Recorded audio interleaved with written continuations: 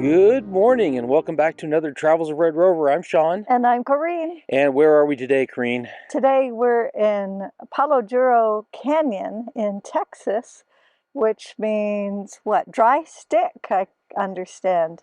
Yep, and this morning we're doing some photography of kind of a mesa type structure up behind me here. I don't know if you can see it on the camera or not, but it's pretty much similar to ones that we've shot a couple times now. And we've just moved locations trying to get to a little bit more of an open view of it. Yeah, we have a few less trees in the picture here, a lot more rolling, muddy sandstone hills, and so it might give us a little bit different view of the rock up there. Yeah, and we do have clouds this morning, so it's a decent chance that we'll get a little bit of reflected light and just a little enhance the sky a little bit. So looking forward to that. We've got some more wind again this morning. The fortunate part is being down in the canyon, the winds are diminished. I think up on the canyon rim, the winds will be higher than 20 miles per hour, maybe 20 to 25. And they're expected to be that way all day today. We've had just day after day of wind, so it's made it a little difficult. Today, being down here inside the canyon, we get a little less of that intense wind. It's still breezy down here. You can probably hear that in our microphones, but it's a little bit more sheltered, so that's an advantage to working down in the canyon. I've found this little peninsula area that I'm working from, so it's a limited space to stand in. Put my camera way out on the far edge so that I can use the height that's here, so that I can look across this little wash. And we've got a muddy sandstone rock feature here, and then the key feature we're working on, similar to our other compositions, is there in the background, and it's got a big band of cloud over behind it. So potentially this rock will light up, the cloud behind it will get a little more light on it, and the blue sky above and below that cloud band might get more intensely blue. Here's my composition for this morning. You can see the bright red hill to the left and in front, and then the more striking tall peak in the background. Lots of clouds back there. It's not well lit right now. We're waiting for the sun to come up a little bit higher through a band of clouds that's on the eastern horizon.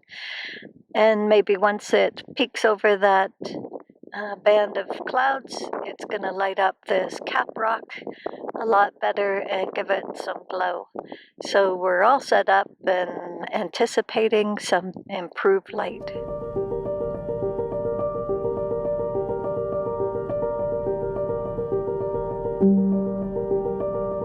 I've moved a little to the right.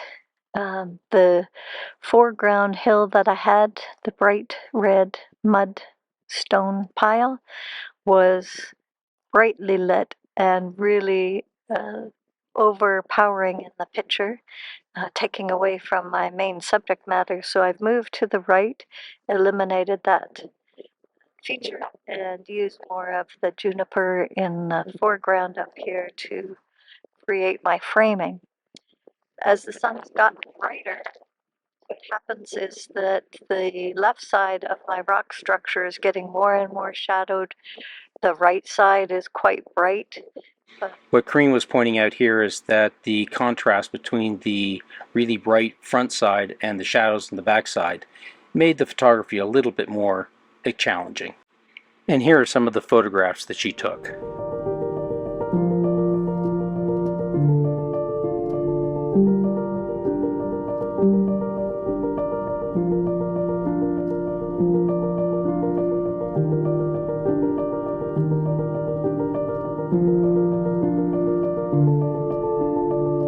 So I've set this up in a pretty wide format. I'm enjoying the clouds up above the mesa up there, and want to make sure I get a lot of that in. The other reason I've got it so wide is we've really got quite nice layering, starting with the reddish brown hills right in front of me, going all the way back through the junipers, up the side of the hill, and up to the cap mesa. So I think it looks really, really lovely, and want to capture that. So unfortunately, there were several really strong gusts of wind that blew across the camera mic while I was trying to record this. I'll just summarize to give you the information. Basically, I was shooting on aperture priority, focusing about a third of the way in. The only thing I'd really done differently is that I had sped up the ISO to give myself a little faster shutter speed because of because of how strong the wind was. And here's a survey of some of the shots that I took that morning.